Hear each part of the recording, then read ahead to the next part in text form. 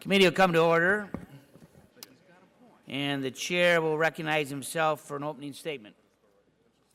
Today we're going to mark up H.R. 702 to adopt to changing crude oil market conditions to improve our energy policy to reflect the realities of 2015 and beyond. With regards to H.R. 8, which was on our schedule, the North American Energy Security and Infrastructure Act of 2015, our work continues. We launched this process over a year ago, and while we've made a good number of strides, we do need some more time as discussions continue, and I appreciate that dialogue with Republicans and Democrats. We are committed to ensuring that our policies reflect our incredible abundance, so stay tuned. Today, I want to particularly thank Mr. Barton for his work on H.R. 702. America wins when we support free trade in open markets, and this bill would lift the 40-year-old restrictions on oil exports that President Ford signed into law back in 1975. Well, much has changed since then when these restrictions were imposed, but the dynamic growth in domestic oil output over the last decade has certainly flipped the script. Numerous studies, including those from the CBO, GAO, Energy Information Administration, all conclude that oil exports would in fact be a net jobs creator and would not raise and may in fact lower retail gas prices. And as long as foreign policy experts across the political spectrum agree that oil exports would help support our foreign policy objectives. The administration now supports lifting Iran's ban on oil exports, and we should all be able to agree that it is time then to lift the ban on American exports as well. The Majority Leader, Mr. McCarthy, has also signaled that H.R. 702 will be on the House floor in the coming weeks. Creating jobs, keeping energy affordable, boosting energy production, and improving our energy security, these are all important to folks in Michigan and across the country, and a bill that accomplishes all four is certainly worthy of our support. Overall, the news on American energy could hardly be any better, but we need to update our policies to reflect where we are today and put us on steady ground well into the 21st century. So with that, I would now yield to my friend from New Jersey, Mr. Plone, for an opening statement. Thank you, Chairman Upton. It's been a challenging few days, but before I speak to the bill before us, I want to commend your decision to postpone consideration of the larger energy bill. I think it was the right call, and the extra time will provide us with the ability to continue our discussions and to explore avenues of progress on that bill. By setting aside the energy package for today, we've also created an opportunity to have a focused discussion of our policy differences with regard to H.R. 702, and we do have important policy differences. H.R. 702 is a blunt object which broadly undermines 40 years of protections for national security, our economy, consumers, and the environment. This bill looks backwards rather than even considering the possibility of developing new energy solutions for our nation's future. And H.R. 702 does not just undermine current protective authorities related to crude oil. The legislation also prohibits any federal official from taking any action at any time if it might restrict or enforce a restriction on the export of oil. And that's very troubling to me. What's more, the term restriction is so vague that it would presumably prohibit a host of other restrictions, such as the required use of U.S. flagships under the Jones Act or the closure of a port for national security reasons. So let's be clear. The President has already stated that he opposes this bill. Further, any legislation of this nature is completely unnecessary since the President already has the authority to ease or even remove restrictions on crude oil exports, and the administration has recently taken major steps to exercise that authority by approving crude oil swaps with Mexico. And this comes after the Department of Commerce began approving applications for the export of condensate last year. The bottom line is that it's imperative for Congress to consider a host of factors before we lift the current restrictions, and certainly if we are to completely dismantle our nation's ability to restrict oil exports as proposed by H.R. 702. So first, there are consumer impacts, especially related to the price of crude oil and gasoline. A recent study found that changes to U.S. oil export policy will have little or no impact on the future price of oil. What we do know is that changes in our crude oil policy will lead to a significant payday for oil producers, with increases in annual profits approaching $30 billion by 2025. Next, there are the impacts on our refinery capacity and associated jobs, well-paying middle-class jobs that have grown over the past few years due to increased production. Unrestricted exports of crude oil puts those jobs in jeopardy and could mean exporting those jobs and losing out on critical investments in future refining capacity. And finally, there are, of course, the environmental and climate impacts of lifting the export ban. Energy policy is fundamentally linked to environmental policy. Each is a facet of the other. Increasing crude oil exports means increasing domestic production and its impact on climate change, public health, worker safety, property owners, and protection of our drinking water supplies. As I've said before, Mr. Chairman, this legislation eagerly embraces short-term profits and benefits without understanding or even considering the cost of such a major action. And that's a mistake I caution us all not to make. We should take the long view to ensure we fully understand and consider the enduring consequences of our actions and choose the cleanest and most sustainable path forward. I don't believe the potential impacts of H.R. 702 on national security, on the economy, on consumers, and on the environment can be considered acceptable.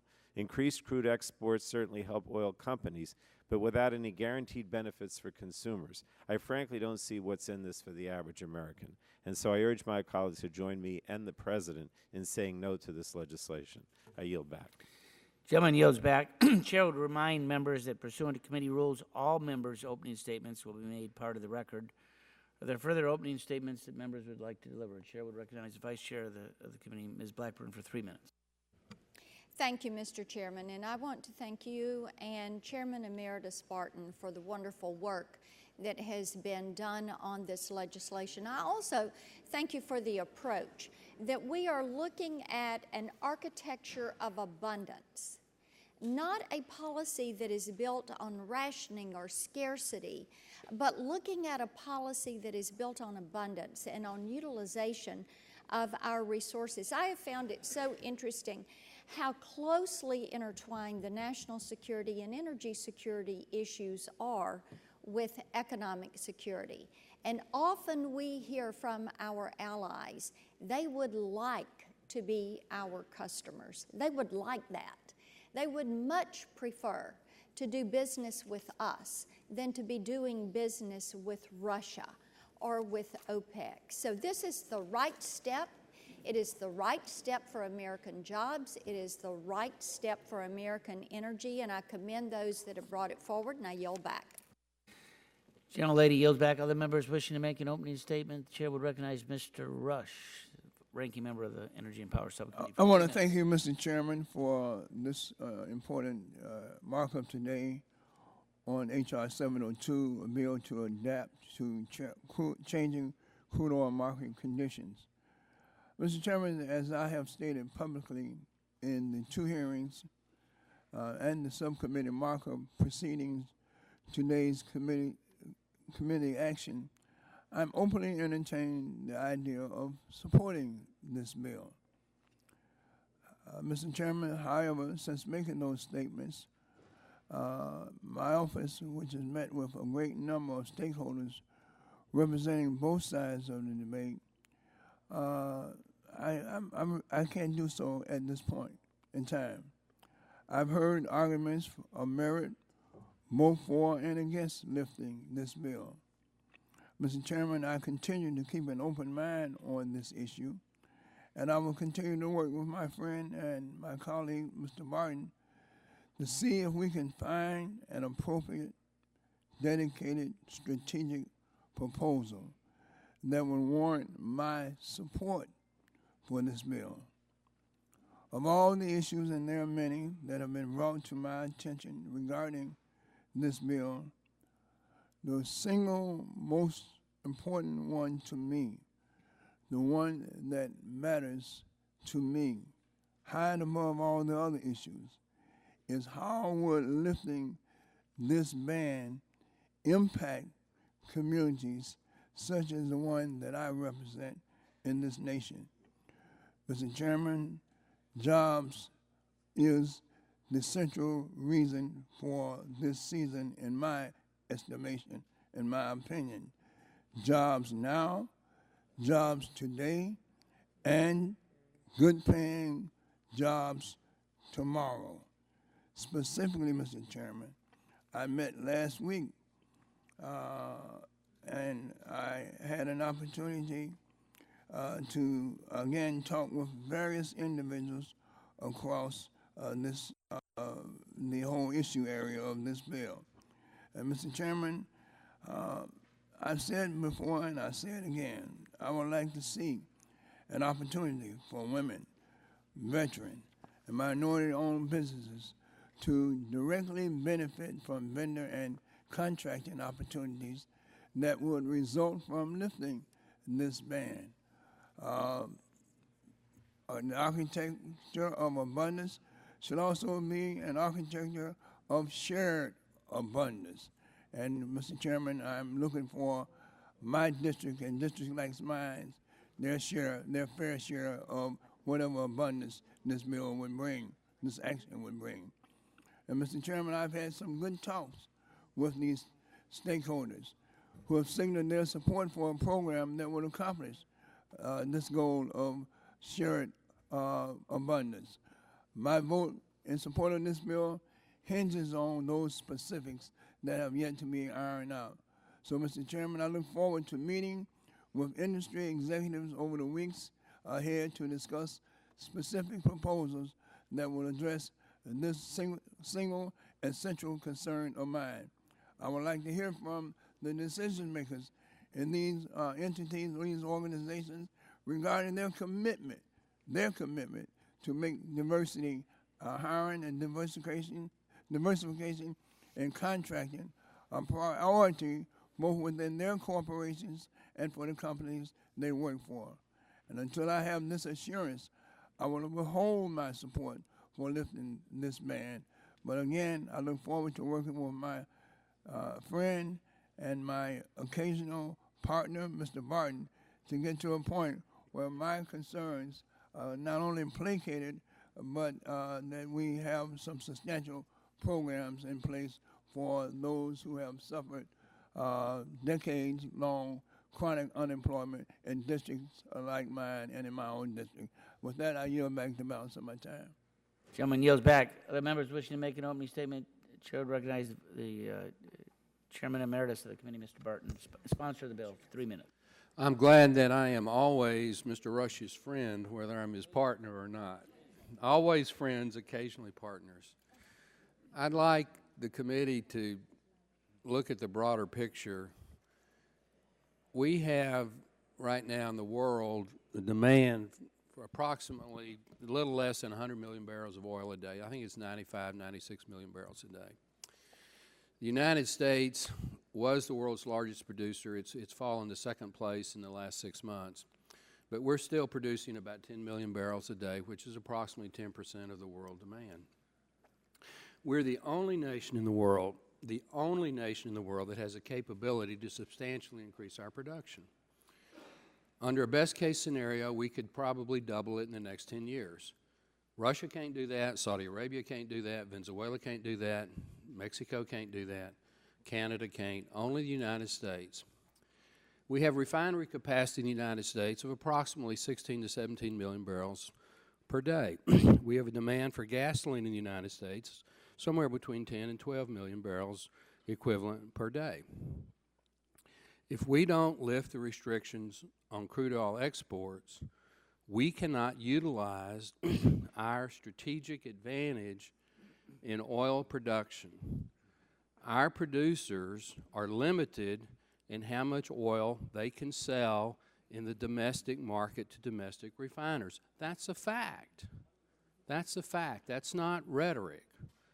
If we lift this restriction on crude oil exports, two good things are going to happen. We're going to put pressure in the world oil markets on prices to come down. Because, again, we're the only nation that can substantially increase our oil production. The only one. The two other big producers, Saudi Arabia and Russia, can't do it. So if we produce more oil and put some of that in the world market, the world price is going to stabilize or come down. Conversely, if we don't and drive U.S. producers out of production, then eventually Saudi and OPEC and Russia are going to jack the price back up. If you want to prevent gasoline prices from going back up, vote for this bill. It's the only thing out there that gives the capability to stabilize and over time lower gasoline prices. We have the best resource base in the world. We have the best technology in the world. We have the best human capital in the world. Yet we're the only nation in the world who's an oil producer who can't export into the world market. Now, forget all the political rhetoric. Look at the strategic facts. That's what this bill is about. Unleashing the American ability to compete and strategically make the world a better place. You know, I'm glad that Mr. Rush and I are still talking. I'm glad that I think we have 3 Democrat sponsors on the committee. I want this to be an American bill, not a Republican bill. We pass this, the president signs it, I guarantee you, we're going to increase economic activity, jobs, and put America first back in the world marketplace. Vote for the bill. Gentleman yields back. Other members wishing to speak? Gentlelady from California. Thank you, Mr. Chairman, for convening this markup on H.R. 702. This is a bill that would drastically change our nation's energy policies. Now, different members have said different things about the legislation and what they think is the most important factor. I think the top factor is national security. I spent almost a decade on the House Intelligence Committee, and every single member's top responsibility is the security of our country. So national security, I believe, is at the top of the list here. I can't support 702 because it repeals our nation's longstanding limits on crude oil exports.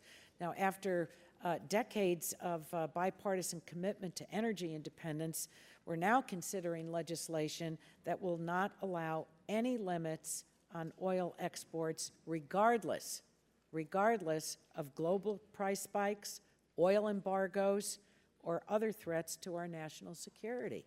I think that's pretty serious. Even during our current prolonged boom in domestic oil production, the U.S. still imports 26% of our oil. Now, in addition to the national security implications, it's also unclear whether lifting the ban on crude exports would even benefit consumers. A recent report from the Energy Information Administration found that lifting the ban would, in the best case scenario, not worst, but best case scenario, reduce gas prices at the pump by 2 cents, by an average of 2 cents per gallon in the 2025 period. Now, so who wins? Who wins and who loses? The clearest impacts of the bill, obviously, would be the oil companies, and the downside, obviously, where they really take a hit would be the environment. Now, the same EIA report found that repealing the crude export ban would increase oil producers' revenues by $30 billion in 2025. So I think that there's an imbalance here. Again, what is the most troubling to me are the national security aspects, because what the language of the bill, again, does not allow any limits on oil exports, regardless, as I said previously, global price spikes, oil embargoes, or other threats to our national security. I'd also like to bring to the attention of members, Mr. Chairman, a letter that Congressman John Garamendi sent to both you and Mr. Pallone and all members of the committee. And while the Jones Act is not within the jurisdiction of our committee, he, I think, makes very, very important points in his letter relative to doing much more for our national security by requiring that oil and LNG exports be on ships built in American shipyards and sailed under American flags by highly experienced officers and crews, and that requirement would keep our shipyards, which are critical to the production of naval vessels, vibrant and technologically advanced, and a merchant fleet that would be of sufficient size to meet any national emergency. So I think that he makes excellent points. I don't know how many members have read the letter. You all received it. But I think it's worth your either rereading or asking your staff to give to you, because in this whole debate, I think that the points that he makes relative to H.R. 702, the issue before us, are very important. Thank you, and I yield back. Gentlelady's time has expired. Other members, Chairman of the Energy and Power Subcommittee, Mr. Whitfield, is recognized. Mr. Chairman, it is time for the U.S. Congress to pass legislation to remove the impediments of the export of crude oil in America. Opponents of this bill frequently say the President has the authority to do it. But the President has been in office now for 7 years and has never given any indication, in fact has said that he's opposed to this.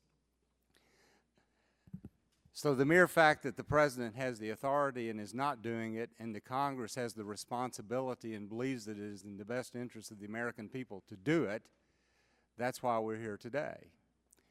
And I believe that many people who are opposed to it frequently talk about climate change. They talk about damage to the environment. But I think if you talk to refugees around the world, you talk to people in Africa, you talk to many people in any country, and they don't view that climate change is the #1 issue facing mankind, which is what the President believes. Most people in America today are more interested in a good job, reliable electricity. Around the world, people are looking for clean water. They're worried about living tomorrow and today. They're not all that concerned about climate change. And let me just say this, America doesn't have to take a back seat to anyone on climate change. We've done more as a country to address this issue than others.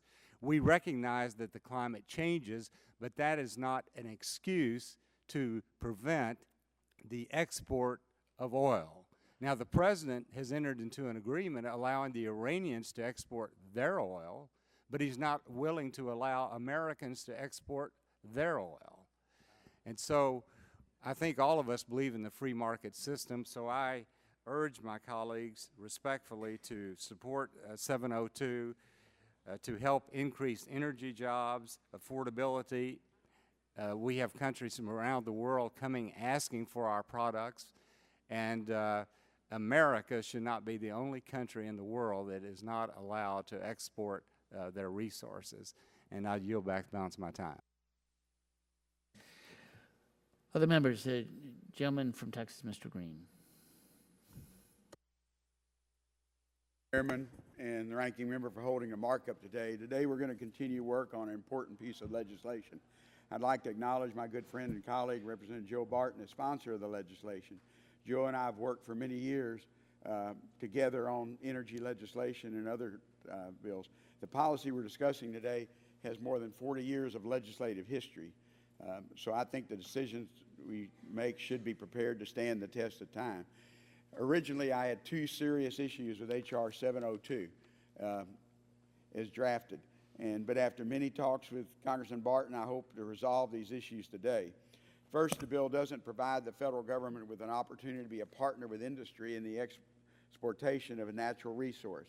I have an amendment that will restore the President's power under emergency situations that both President Obama and President Bush have used to dealing with exporting crude oil like any other authority.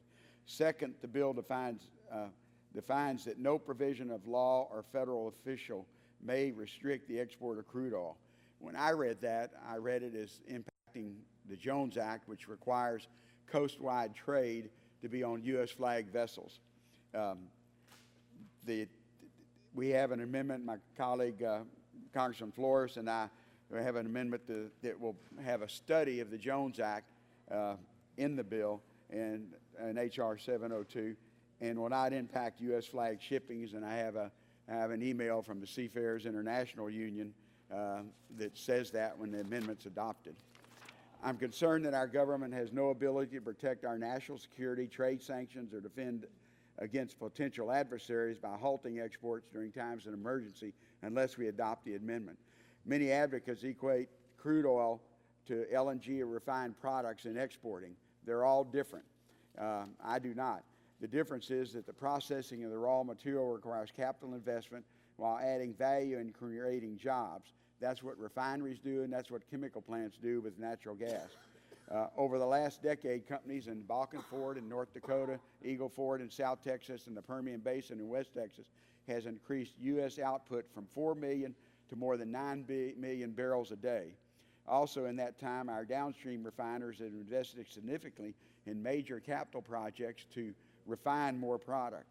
According to the research I've seen, by 2017, the U.S. refining industry will invest in 20 projects that will add more than 700 million barrels of capacity. In Houston, just one expansion project will cost approximately $400 million on a refinery expansion. That means construction and operations jobs, not just in our district, but in districts all over with that capability. No doubt our producers are facing a difficult situation today due to the low price of crude oil. I've seen literally our service companies lay off thousands of jobs in the oil patch. And under current law, we can export condensate, and we send crude oil to Mexico and Canada. The Commerce Department has done a job on processing these applications for crude oil. The Bureau has a mandate to help U.S. businesses participate in the global marketplace. Under that mandate, Commerce has approved 99% of the export applications, but only after some consideration. Mr. Chairman, I know I'm almost out of time, and I'd like to have the full statement into the record, but once these two amendments are adopted, I think the bill takes care of the concerns I have about the President's authority and also with the Jones Act. And I hope our committee will adopt those amendments. I yield back my time. Gentleman yields back. I want to remind all members that their statements can be made part of the record without going through them. Are there other members wishing to make an oral opening statement? Gentleman from Texas, Mr. Olson. I thank the chair. Today, we are marking up H.R. 702 for my good friend, Joe Barton, to lift the outdated ban on most crude exports. This ban became law in December of 1975. American energy production is very different today than in 1975.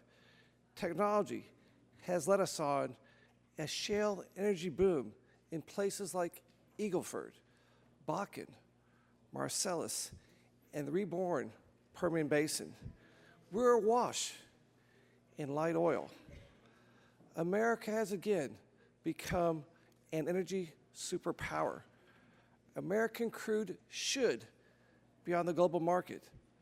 1975 ban stops this. My support for exporting American crude did not happen overnight. I don't want to hurt our refineries. And I sure as heck don't want to hurt families at the pump. But mighty evidence says that exporting crude will not hurt consumers at the pump. But it also says there'll be some pain for some oil refiners. This is serious. Oil refineries are a cornerstone of our American energy economy and play a vital role in the economy of Houston and all of Texas.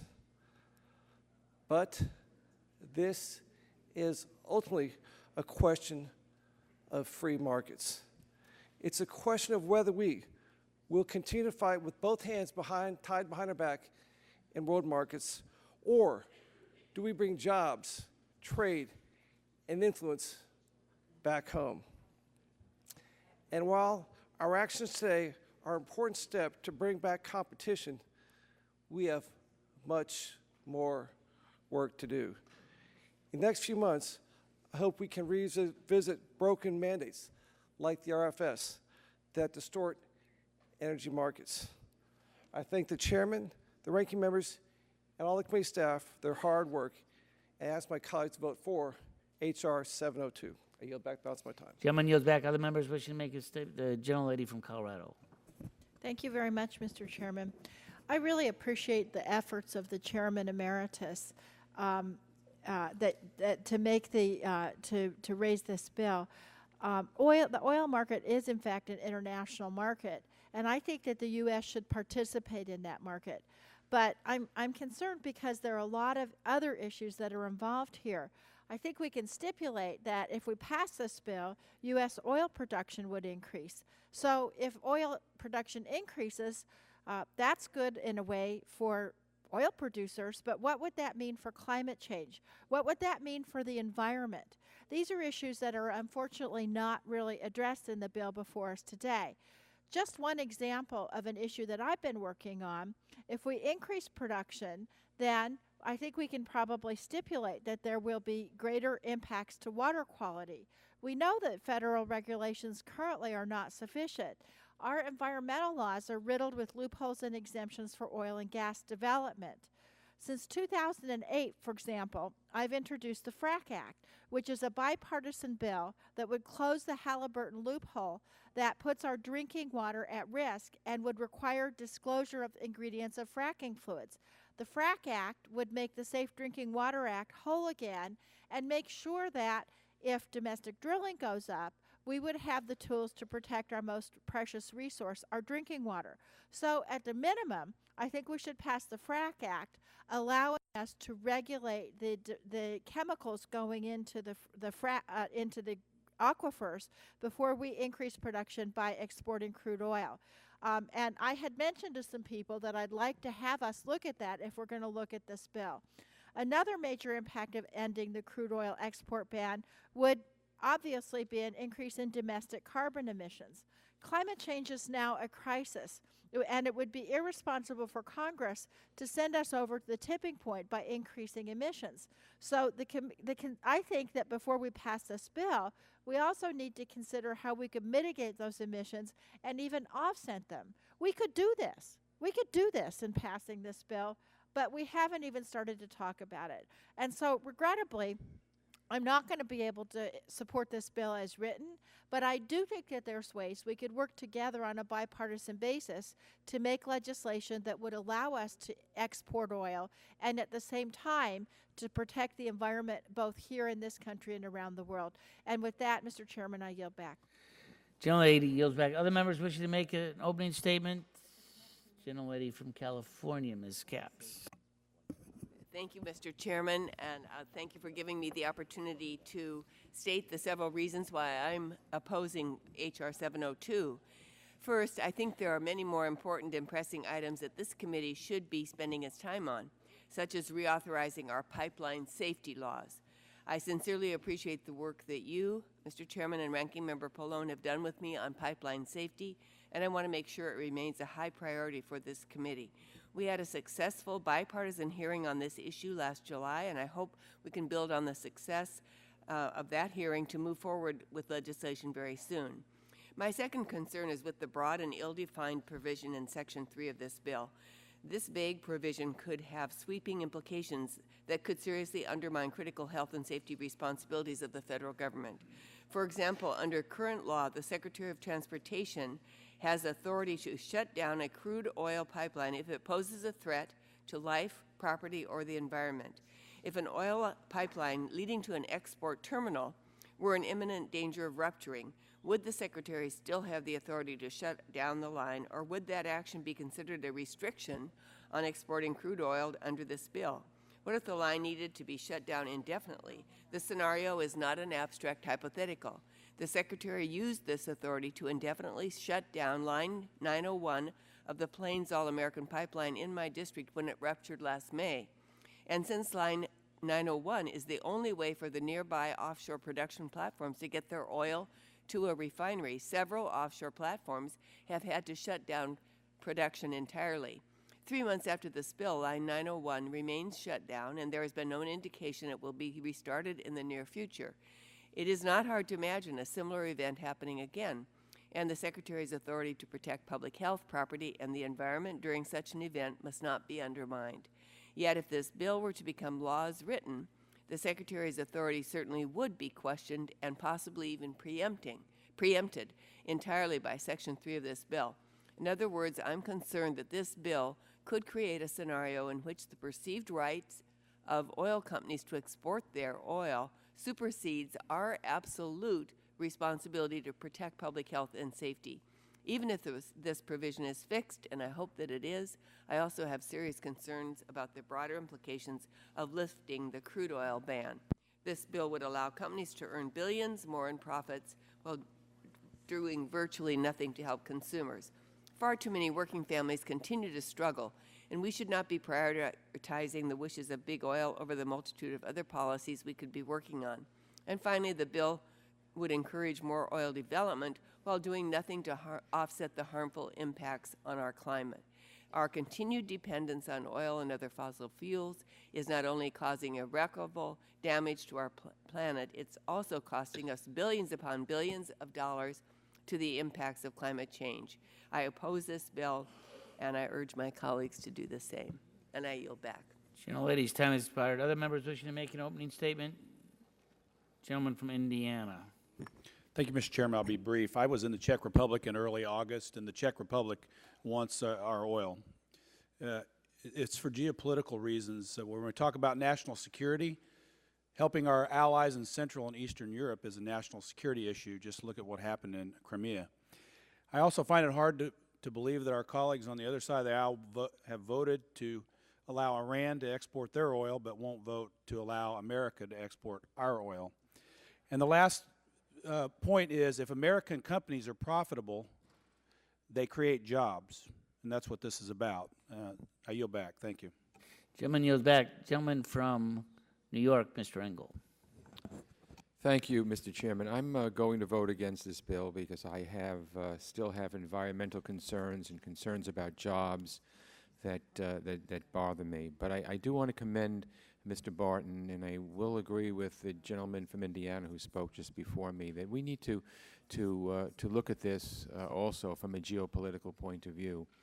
That at a time when Russia provides so much of the energy of Europe, and therefore a lot of the European countries are afraid to oppose Mr. Putin's aggression in Ukraine and other places because they need his oil, we need to not slam the door at the fact in the future of perhaps exporting crude oil or being able to sell to Europe, which is being blackmailed by Russia, American energy. We might have a little more spine and backbone with some of these countries, including our allies like Germany and the UK, who rely on Russia for some of their energy needs. And so they're always afraid to stand up to Mr. Putin's aggression. So I just think that while I won't be voting for the bill today, this is not something that we should slam the door on. We should continue to work on it from a geopolitical point of view.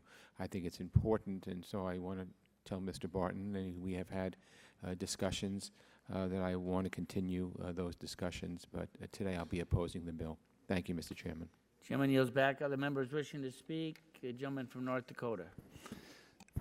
Thank you, Mr. Chairman. I thank Mr. Barton for introducing the bill and for the opportunity to have this markup. And I've been listening to the very thoughtful comments of people on all sides, and just a couple of things I want to shed some light on from a North Dakota perspective. We are a state in the middle of the North American continent that was experiencing the outmigration of our young people, the loss of economic opportunity and jobs. But one thing we've always done really well is we've grown a lot more food than we can consume. And we share that food with a hungry world through wide open free markets. And with that food, not only do we feed hungry people, but we influence the world for better things. Trade is a tool of peace and liberty. It's a much better tool than the weapons of war. And this talk of national security as an important component is right on point. And I appreciate our colleague Ms. Eshu's points, but it's upside down. We are the stabilizing force in the world. It is our product, it is our way of life that goes with the product when we sell it to people in need of the product, and we will stabilize the price. Price discovery, true price discovery can only happen with free, open markets. And I'd rather use the peaceful tools of energy development to hold Vladimir Putin in check than the weapons of war. I'd rather use the peaceful tools of energy development to hold Iran in check than the weapons of war. And so, from a North Dakota perspective, let me just tell you, those of you that keep referring to big oil, I have seen many people down and out walk through the valley of hard economic times, rise to prosperity, not because of big oil, but because of their own innovation and the opportunity that the shale revolution has provided them. I have seen ranchers that were barely making it suddenly hiring people. I've seen truck drivers who now have their own companies. I've seen taco stand owners that have gone from barely scratching out a living to making good money and hiring more people. This is not about big oil, at least not in the Bakken of North Dakota. This is about independent oil producers and the vendors and suppliers and service companies that they hire. And it's about the landowner and the mineral owner who's gone from poverty to prosperity. So it's easy to pick big oil as the boogeyman. But at least from my perspective, this is about real people working every day, putting their ideas, rolling up their shirt sleeves, getting their hands dirty to be a part of the American dream. If we could double production in 10 years, that ought to be a noble goal. With regard to the environment and climate change, that's a matter of, not of productivity, that's a matter of demand. But let's use our supply to meet the demand in the global marketplace, become the stabilizing force. And with that, I yield back. Gentleman yields back. Other members wishing to make a statement? Gentleman from Pennsylvania, Mr. Doyle. Thank you, Mr. Chairman. As many members have noted, the energy landscape for America has changed since 1975. This is undeniably true. We're producing more oil here in America than we have in decades. But many things haven't changed since 1975. Our country still uses much more oil than we're producing. Recent data from June of this year shows that the United States used 16.9 million barrels of oil a day, but only produced 9.3 million barrels. Let me say that again. We use almost 17 million barrels of oil. We're only producing a little over 9 million barrels of oil. Our armed forces rely on refined products like diesel, gasoline to mobilize and preserve democracy here and abroad. This bill would permanently lift the ban and remove federal oversight of this critical resource. What if political turmoil in other countries cuts off the great share of oil we import into our country? This legislation effectively removes an important safety valve or mechanism by which we could mitigate this threat to a key energy source for our armed services and our constituents. I'll tell you another thing that hasn't changed. Hardworking American families still rely on good jobs, family-sustaining jobs at refineries. The transportation of oil from the Gulf to U.S. refineries still supports jobs in shipbuilding and steelmaking in the maritime trades, and this bill could destroy the livelihood of many Americans and those industries as well. I think we need to focus on strengthening our refining capacity here at home. Other countries that this oil is going to, there's all this talk of sending this oil to Eastern Europe.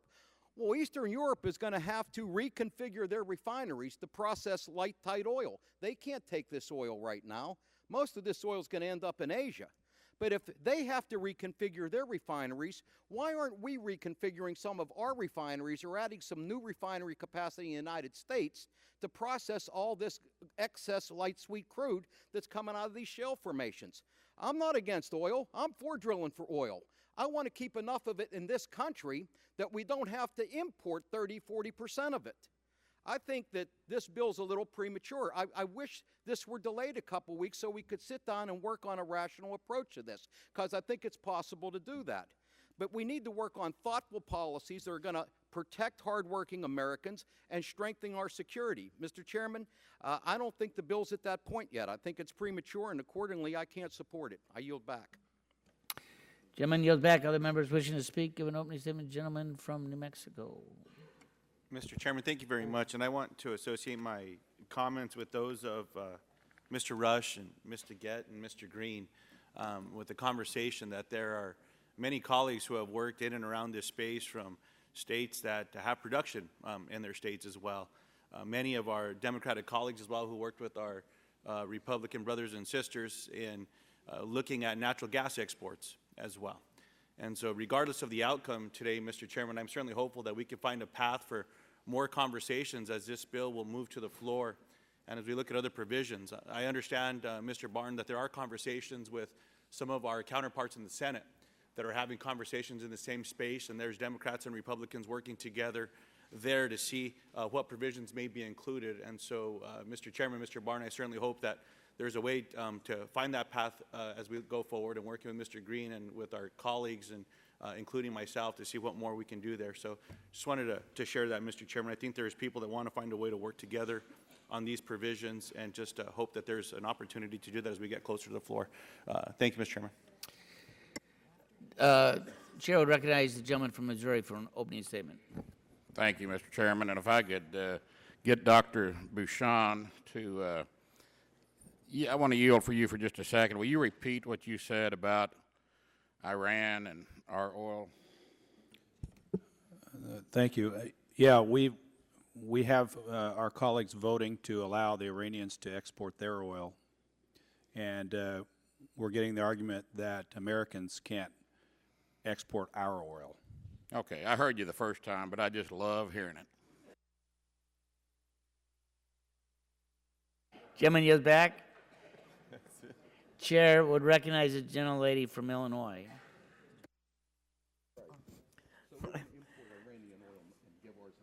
Thank you, Mr. Chairman. I'm glad the committee will not be marking up the North American Energy Security and Infrastructure Act. There are a number of remaining issues that must be worked out, and I am optimistic that we can reach common ground on those issues. The bill we will consider today, H.R. 702, would lift restrictions on the export of crude oil. I strongly oppose the bill for a number of reasons. We don't know what impact this bill would have on gas prices. What we do know is that it will put the profits of the oil, it will pad the profits of the oil companies, and that's not a motivator for me. This bill will also increase public health and environmental risks. With an unlimited market for American crude oil, companies would ramp up production all over the country, in the Bakken, on our coasts, in the Atlantic, Alaskan Arctic. The American Petroleum Institute has already admitted that. The extraction of oil through hydraulic fracturing has resulted in the contamination of drinking water supplies, even caused earthquakes. The Deepwater Horizon disaster reminded us how devastating deep-sea drilling can be to ecosystems, communities, and businesses. H.R. 702 would incentivize the unfettered expansion of domestic oil development, and our environment, our families, and our neighbors would suffer the consequences. There is broad scientific consensus that we must rapidly reduce our reliance on oil in order to avoid irreversible and catastrophic climate change. That includes keeping at least 3/4 of proven oil reserves below ground. This bill takes us even further in the wrong direction. There is another way forward. We can expand support for clean energy alternatives. 3 times as many jobs are supported per $1 million spent in renewable energy than are supported in fossil fuel energy.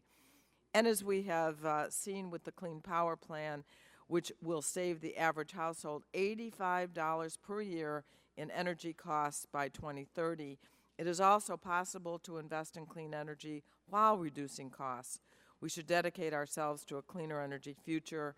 I urge my colleagues to vote against H.R. 702, and I yield back. Gentlelady yields back. Chair would recognize the gentlelady from Florida. Thank you, Mr. Chairman. Members, this bill is an unconscionable giveaway to big oil at the expense of American consumers, America's national security, and our long-standing policy of energy independence for America. You simply cannot ignore the fact that America imports today 25% of its oil. And although proponents of the bill argue that a ban is in place, that's not accurate.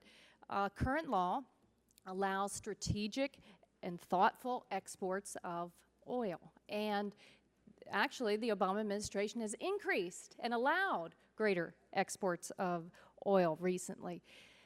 Regarding consumers, any claims that sending oil overseas would help consumers in America are entirely unsupported. Instead, it will feed the uncertainty of oil markets, and according to a recent Energy Information Administration study, the anticipated price of oil and gasoline would be virtually unchanged by easing of export restrictions. And think about it, gas prices are at record lows, $2, while the current policy is in place. So think about this. Regarding American jobs, Congressman Doyle is absolutely right. Further allowing more crude oil exports could result in $8.7 billion less in U.S. refining capacity over the next 10 years. Those are American jobs.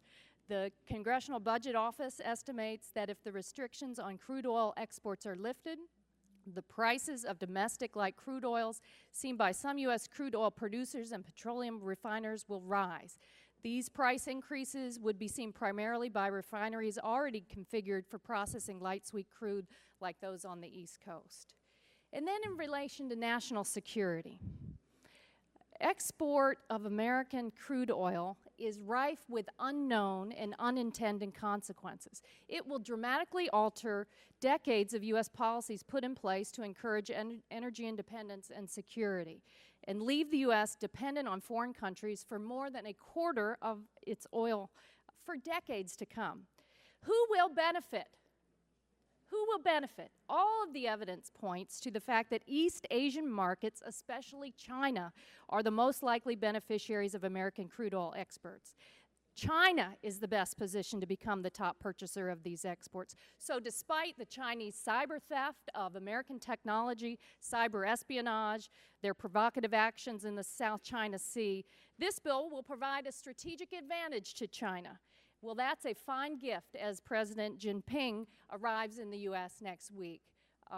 You'll pass this bill right in time for the Chinese president, and I'm sure he will appreciate it. I'd ask my colleagues in Senate to side with American consumers, American jobs, and our own national security and reject the bill.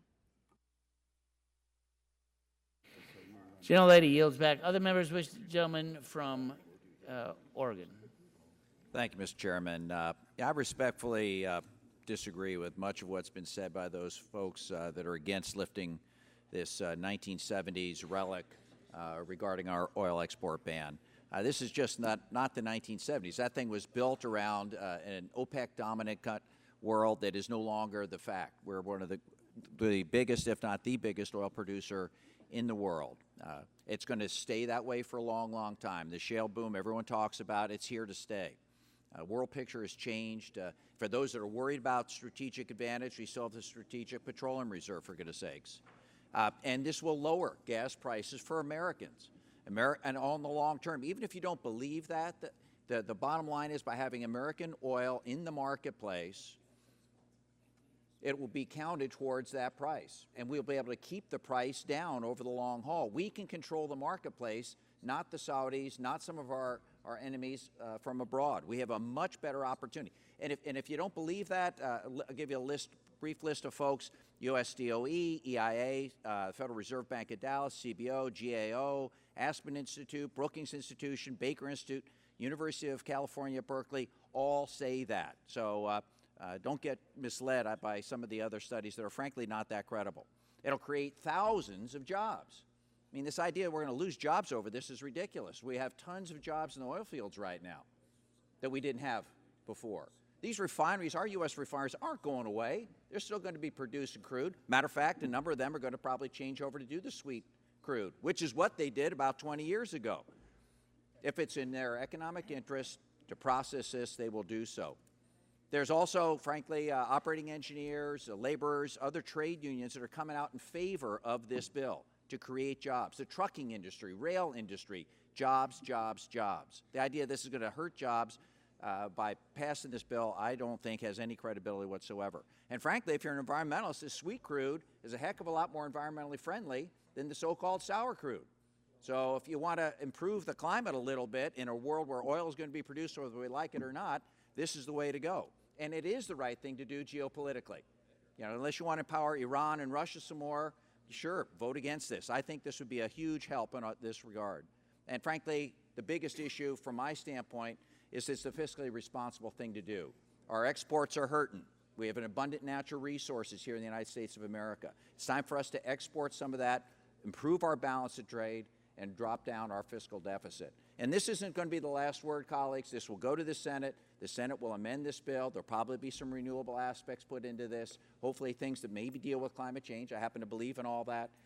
But we got to move the bill to get to that point in time. So I'm going to be voting in favor of it. Thank you, Mr. Chairman. Gentleman's time has expired. Other members wishing to make an opening statement? Seen? Oh, the gentleman from Oklahoma. I'm sorry. I didn't see you before. Gentleman's recognized for 3 minutes. I'll be quick. I just want to make sure we understand the facts. We've heard our colleagues from the other side talk about the imports and how much we're importing into the United States. Please understand, which I believe they know, that this is based on existing contracts. We have record storages right now inside the United States that our U.S. producers have no place to take it to the market. So the facts are that we will buy our own oil. We don't have to export. We have a wonderful amount of reserves. OPEC is at a maximum level of production, and we are just beginning. Who do we really want to buy from? Ourselves? Or a country we know that doesn't have our best interests in mind? So I'm really not understanding the arguments, but I sure wish that people, which I know we don't always use facts around here, but I wish when we're making an argument on this one, we would actually try to give the facts. I yield back. Gentleman yields back. Other members wishing to speak? Seeing none, the chair will now call up H.R. 702 and ask the clerk to report. H.R. 702, to adapt to changing crude oil market conditions. Without objection, the first reading of the bill is dispensed with, and the bill will be open for amendment at any point. Are there bipartisan amendments to the bill? Gentleman from Texas, Mr. Flores. Mr. Chairman, thank you for hosting this important markup today, and I also want to thank my... Does the gentleman have an amendment? I do. Bipartisan Okay. amendment? Clerk will report the clerk will report the title of the amendment. Okay. Amendment to H.R. 702, offered by Mr. Flores. And Mr. Green. And Mr. Green. And Mr. Green. All right. The gentleman will be recognized for 5 minutes in support of his amendment. And before he starts, the gentlelady from California. Thank you, Mr. Chairman. I want to reserve a point of order, please. And a point of order Amendment. is reserved, and the gentleman will be first recognized for 5 minutes in support of his amendment. Thank you, Mr. Chairman. I also want to thank Mr. Barton for introducing this important bill that addresses economic security, economic growth, energy security, and also our national security. And it also addresses the fiscal challenges that our hardworking American families have. My amendment is a fairly simple one. But first of all, let me say that I agree with everything that Mr. Schrader from Oregon said a few minutes ago. Modernizing our energy policy by lifting the ban will create more jobs for Americans while strengthening our economy and our national security. The bipartisan amendment I offer, along with Mr. Green, will make the bill stronger by ordering a study to find out if we can do more, do even more to further all of these goals. Under this amendment, the Maritime Administrator is required to conduct an analysis of the cost of shipping oil on ships documented in the United States to our allies in NATO, Israel, and Japan that have traditionally relied on imports from Russia and Iran. This provision is lifted from identical language that described the use of U.S. crews and U.S. flag vessels when Congress voted with strong bipartisan support to lift the ban on Alaskan oil exports 20 years ago back in 1995. We've also talked about how this bill will strengthen our economy and our national security by providing better sources of oil for our allies who share our values abroad.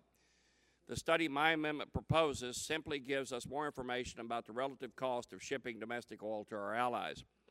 From my decades of experience as a former CEO and CFO in the maritime-focused part of the energy industry, I can say that this amendment will result in more price transparency to alleviate any potential concerns, which in turn brings market stability. As the world's #1 producer of oil and gas, we now have the opportunity to counter hostile regimes in places like Iran, Russia, and Venezuela, and are more able to bring stability to global energy markets. More global market stability strengthens our energy security at home and protects American consumers, particularly those at the lower end of the income scale. I would hope that my colleagues would support this important, non-controversial amendment. And at this time, I'm happy to yield the balance of my time to my colleague from Texas, Mr. Green. Mr. Green? Thank you, Mr. Chairman. I want to thank my friend for offering the amendment with me. The U.S. maritime industry is a vital part of our national economy. We move cargo by water than by any other means in transportation. Over many years, I've represented the Port of Houston. The port is a crucial source of jobs and revenue for our community. Many folks I represent work in the maritime industry. We are going to seriously consider exporting national resource, and the U.S. should benefit first. The text of the amendment offers a chance to study exactly what the effects would be. More importantly, it would provide the information we need to improve the outlook for U.S. vessels and maritime workers. I'm pleased to work with others who have ports, rivers, or harbors to ensure that U.S. seafarers benefit from this change in policy. And like I said in my opening statement, I have a letter from the Seafarers International Union saying that this amendment's needed, and I encourage us to support this amendment. Gentleman, I yield back. Yield back his time. Gentleman yields back.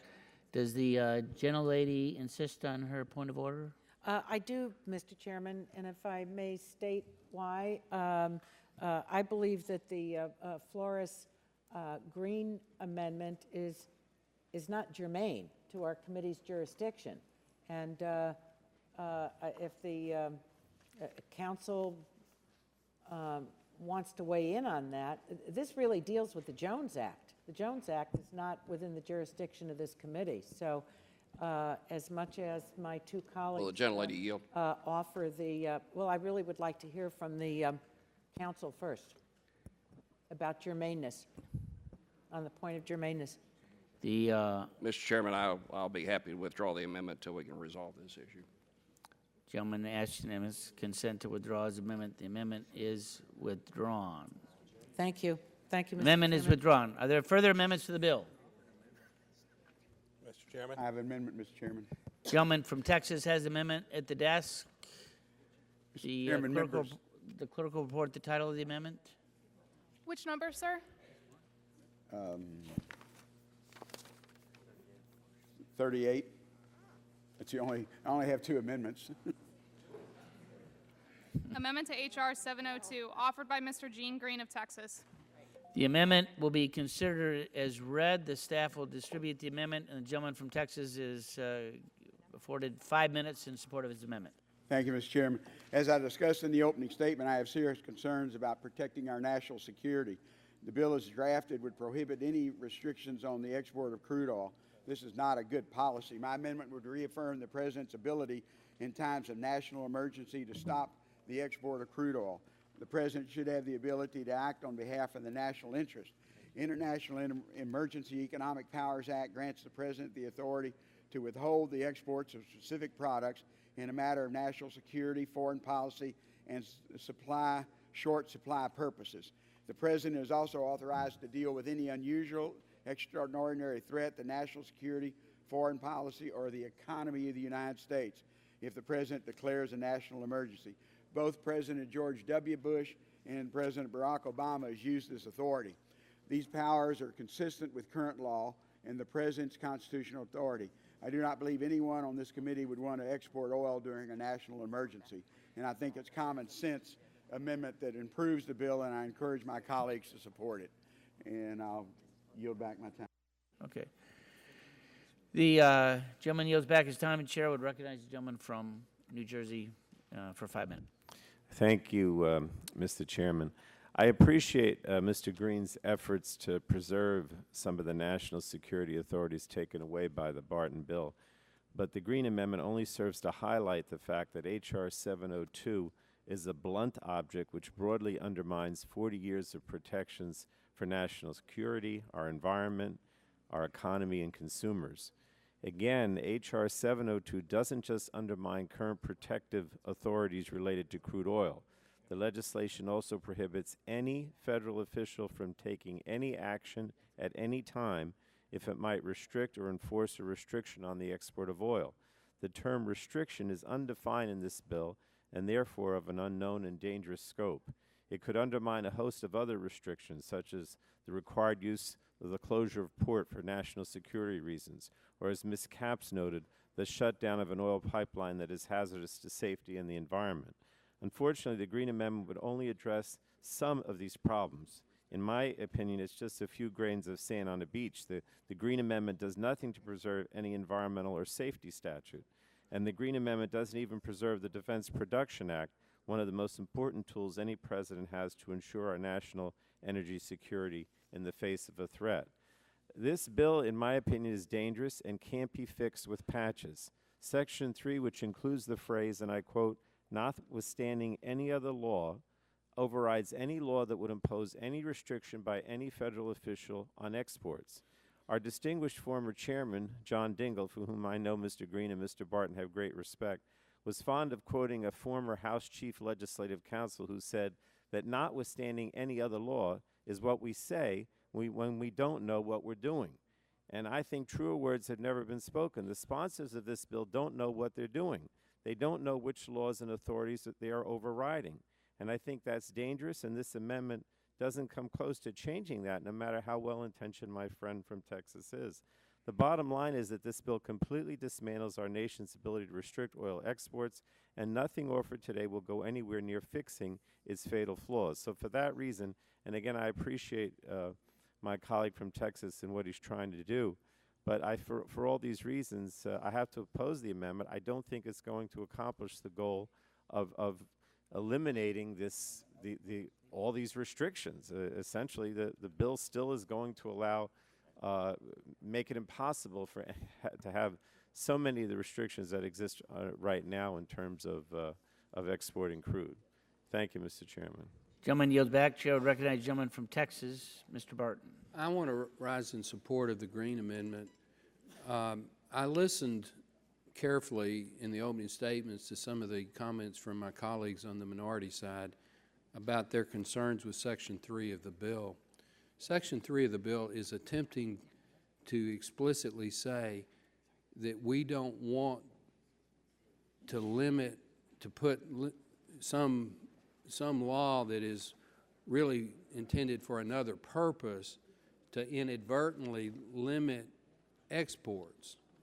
The Green Amendment specifically goes into those laws that give specific authority under certain cases to limit exports, to make it clear that where we have passed laws in the past that have the intention to give authority to make sure in a national emergency or some specific case there is the ability to limit an export, that's going to stand. Mr. Green is attempting to clarify, I think, Section 3. And it's a worthy addition to the bill. What Section 3 is trying to do is say, if you've passed some law that its real intent is for endangered species, for example, that you don't want to use that to somehow limit an export. That's what Section 3 is trying to do, but it's not trying to supersede if we've passed laws passed laws in the past to put restrictions under certain conditions on exports. We want those to stand. I mean, if we have a national emergency, obviously we want the President of the United States to be able to temporarily halt oil exports. And I think that's what Mr. Green's attempting to do. I'd be happy to yield to Mr. Green if he wants me to. Thank you, Joe, for yielding. All I'm going to ask members is it's on your desk is the language of the amendment. I would like to take Section 3 out because I think it's way too broad, but we're limiting it by this amendment. Nothing in the Act limits the authority of the President under the Constitution, the International Emergency Economic Powers Act, the National Emergencies Act, or Part B of Title II of the Energy Policy and Conservation Act that prohibits exports.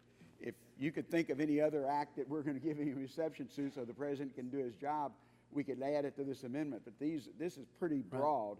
The President ought to be able to do the job that we elect him to do, no matter who it is. And like I said, it's been, the President's authority has been used by various presidents, Democrat and Republican, and that was my concern with the bill. We ought to have somebody minding the store so we don't export crude oil when we're having a national emergency on our own country. Right, that's why I support the amendment.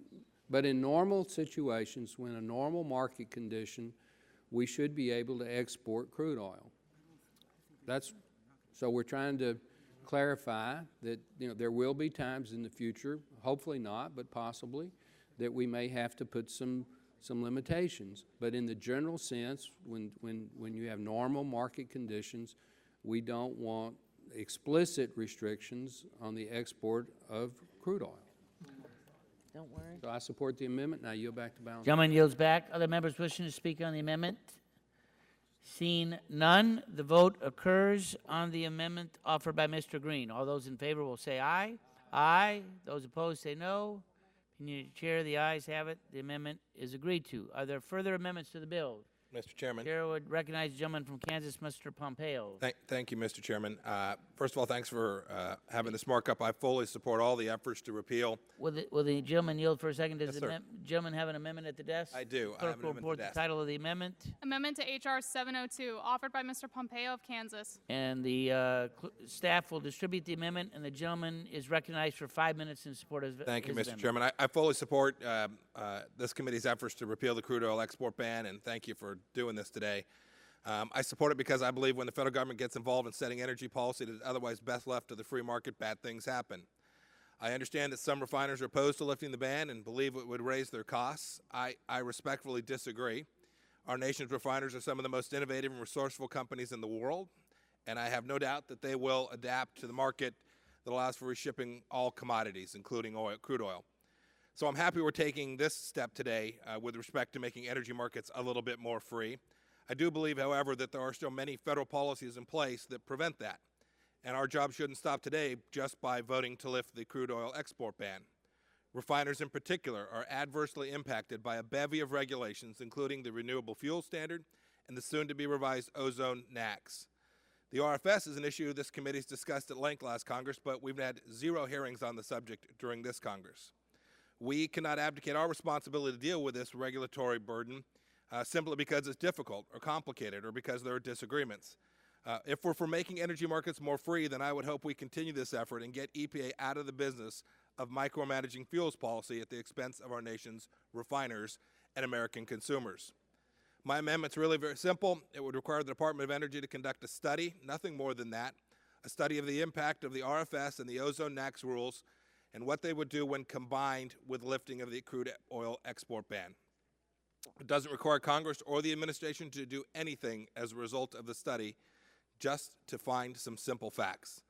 I hope it serves as a jumping off point to begin a real discussion in this committee to reform these regulations such that we can get rid of the barriers that increase costs to consumers and put burdens on U.S. refiners. And with that, I yield back. If the chair might ask a question, is the gentleman prepared to withdraw his amendment?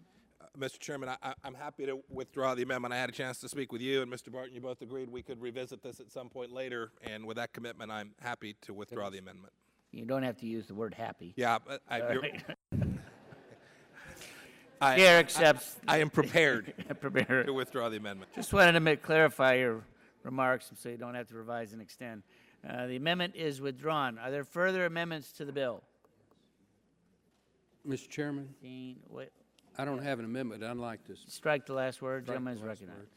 I wasn't given I didn't take the opportunity to speak on Mr. Pompeo's amendment, but I want to go on the record to say that his concerns are worthy, and I support those concerns. And I do hope perhaps we could do a hearing on some of these concerns and when we have at the appropriate time, a vehicle to act on those concerns. But the issues that he raised in his amendment are worthy of being raised, and I want to commend him for taking the opportunity and the time and effort to prepare the amendment. And I also want to commend him on having the judgment to withdraw it at this point in time. Gentleman yields back. Are there further amendments to the bill? Seeing none, the question now occurs on favorably reporting H.R. 702 as amended to the House. All those in favor will signify by saying aye. Aye. All those opposed say no. Roll call is asked. The clerk will call the roll. Mr. Barton? Yes. Mr. Barton votes aye. Mr. Whitfield? Yes. Mr. Whitfield votes aye. Mr. Shimkus? Mr. Shimkus votes aye. Mr. Pitts? Mr. Pitts votes aye. Mr. Walden? This is it. Mr. Murphy? Is that done? Mr. Burgess? Mrs. Blackburn? Mr. Scalise? Mr. Lotta? Mr. Lotta votes aye. Mrs. McMorris Rogers? Mr. Harper? Mr. Harper votes aye. Mr. Lance? Mr. Lance votes aye. Mr. Guthrie? Mr. Guthrie votes aye. Mr. Olson? Mr. Olson votes aye. Mr. McKinley? Mr. McKinley votes aye. Mr. Pompeo? Mr. Pompeo votes aye. Mr. Kinzinger? Mr. Kinzinger votes aye. Mr. Griffith? Mr. Griffith votes aye. Mr. Bilirakis? Mr. Bilirakis votes aye. Mr. Johnson? Mr. Johnson votes aye. Mr. Long? Mr. Long votes aye. Mrs. Elmers? Mrs. Elmers votes aye. Mr. Bouchon? Mr. Bouchon votes aye. Mr. Flores? Mr. Flores votes aye. Mrs. Brooks? Mrs. Brooks votes aye. Mr. Mullen? Mr. Hudson? Mr. Collins? Mr. Collins votes aye. Mr. Kramer? Mr. Kramer votes aye. Mr. Pallone? Mr. Pallone votes no. Mr. Rush? Mr. Rush votes no. Mrs. Eshoo? Mrs. Eshoo votes no. Mr. Engel? Mr. Engel votes no. Mr. Green? Mr. Green votes aye. Mr. Gett? Mr. Gett votes no. Ms. Capps? Ms. Capps votes no. Mr. Doyle? Mr. Doyle votes no. Ms. Schakowsky? Ms. Schakowsky votes no. Mr. Butterfield? Ms. Matsui? Ms. Matsui votes no. Ms. Castor? Ms. Castor votes no. Mr. Sarbanes? Mr. Sarbanes votes no. Mr. McNerney? Mr. Welch? Mr. Lujan? Mr. Lujan votes no. Mr. Tonko? Mr. Tonko votes no. Mr. Yarmouth? Mr. Yarmouth votes no. Ms. Clark? Ms. Clark votes no. Mr. Loebsack? Mr. Loebsack votes no. Mr. Schrader? Mr. Schrader votes aye. Mr. Kennedy? Mr. Kennedy votes no. Mr. Cardenas? Mr. Cardenas votes yes. Chairman Upton? Chairman Upton votes aye. Chairman Upton votes aye. Other members wishing to cast a vote or change a vote? Mr. Welch? Mr. Welch votes no. Mr. Walden? Mr. Walden votes aye. Dr. Murphy?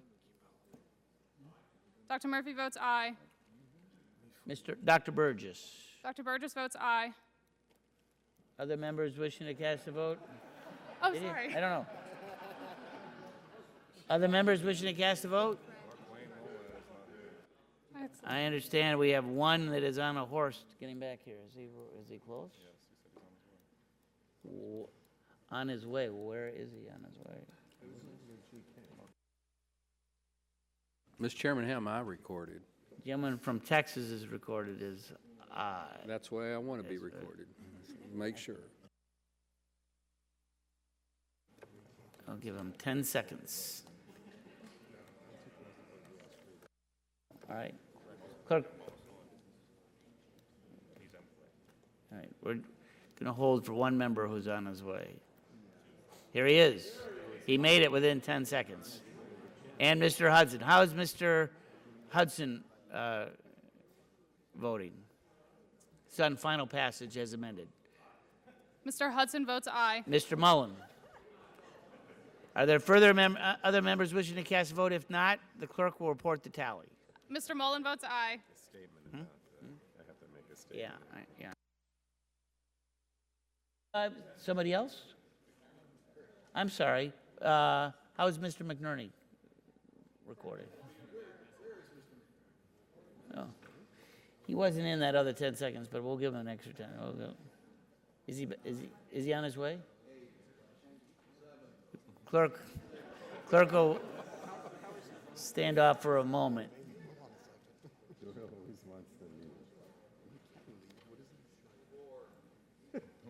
Go.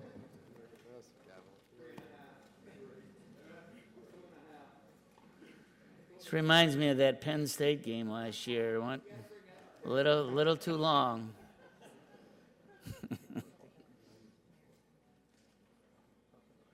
Could be him. There he is. We were hoping that was you.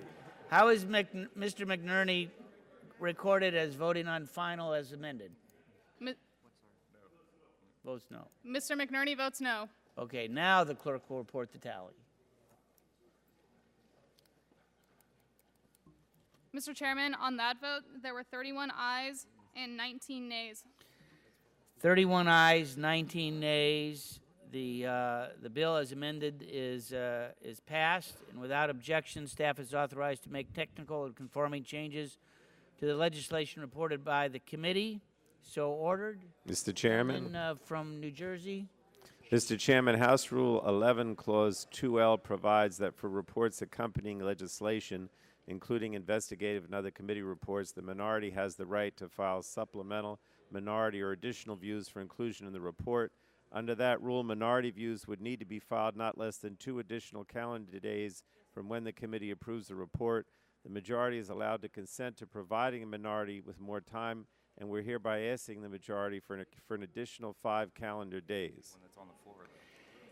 I can't agree to the unanimous. I cannot agree to the unanimous request for 5 additional days. Shh. But we will work with you to make sure that your views are filed on a timely basis. We have to check with the majority leader as to the date that this is scheduled for the House floor. But let me just make the agreement that we'll work with you throughout, and we'll do the best that we can to accommodate as much time as we can, but without insisting on 5 calendar days from now, if we can do that. But we'll reach out to the majority's office and see what we can do. All right. Thank you, Mr. Chairman. Thank you. Without objection, the committee stands adjourned.